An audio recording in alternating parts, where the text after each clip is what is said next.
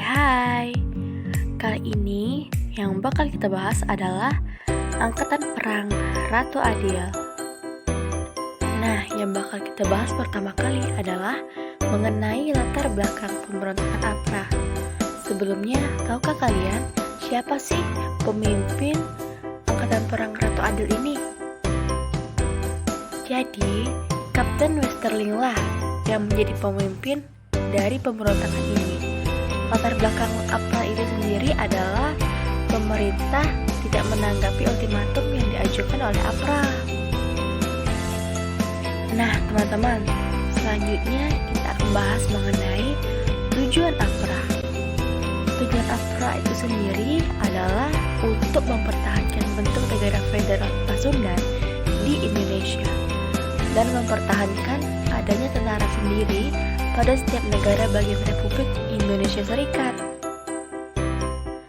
APRA mengajukan ultimatum menuntut supaya APRA diakui sebagai tentara Pasundan dan menolak dibubarkannya negara Pasundan. Tetapi ultimatum ini tidak ditanggapi oleh pemerintah, sehingga pada tanggal 23 Januari 1950 APRA melancarkan teror di Bandung. Nah, teman-teman, pada sebuah penyerangan, satu markas besar staf divisi Siliwangi dapat diduduki dan tak kurang dari 79 pasukan Republik yang merupakan regu dan sebagian besarnya yang tidak bersenjata dibunuh dalam peristiwa tersebut. Nah, selanjutnya ada lagi nih peristiwa yang terjadi pada tanggal 24 Januari 1950, yaitu terjadinya pertempuran di daerah Pacet antara pasukan APRA dengan pasukan Republik. Dalam pertempuran, pasukan APRA dapat dihancurkan. Pasukan APRA yang masih tersisa di kota Bandung ditangkap dan ditahan oleh pasukan Republik, sedangkan Westerling melarikan diri ke Jakarta. Waduh, ternyata Westerling melarikan diri nih. Tahukah kamu apa sih rencana Westerling di Jakarta?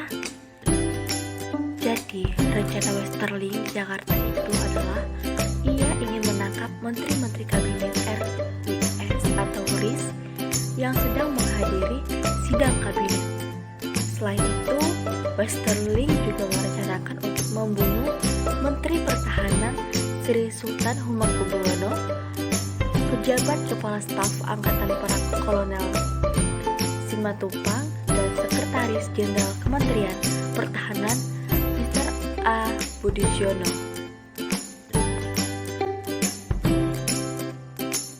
Tapi, rencana Westerling dapat digagalkan karena sudah tercium oleh pihak keamanan, sehingga diambil tindakan preventif dan sidang kabinet pun ditunda. Nah, selanjutnya Westerling melarikan diri ke luar negeri dengan menumpang pesawat terbang militer Belanda. Akhirnya dapat diketahui nih bahwa rencana Westerling di Jakarta ternyata didalangi oleh Sultan Hamid, yaitu Menteri Negara RIS dan Wakil Negara Kalimantan Barat.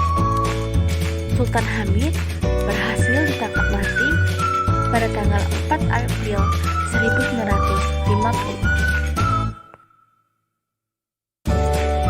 Nah, teman-teman, selanjutnya aku akan bahas mengenai fanatisme APRA. Sebelumnya, apakah kalian tahu apa sih separatisme itu? Jadi, separatisme adalah suatu gerakan untuk mendapatkan kedaulatan dengan memisahkan suatu wilayah atau kelompok manusia dari satu sama lain. Nah, teman-teman, mengenai separatisme APRA, mari kita bahas. Kalian sudah tahu pasti ya, ya mengenai dari mana sih APRA itu berasal. APRA itu berasal dari Bandung dan dipimpin langsung oleh Kapten Westerling. Gerakan ini dibantu oleh KNIL, yaitu tentara bekas Belanda. Gerakan ini memiliki suatu tujuan, yaitu di setiap negara memiliki tentara masing-masing serta mempertahankan bentuk federal.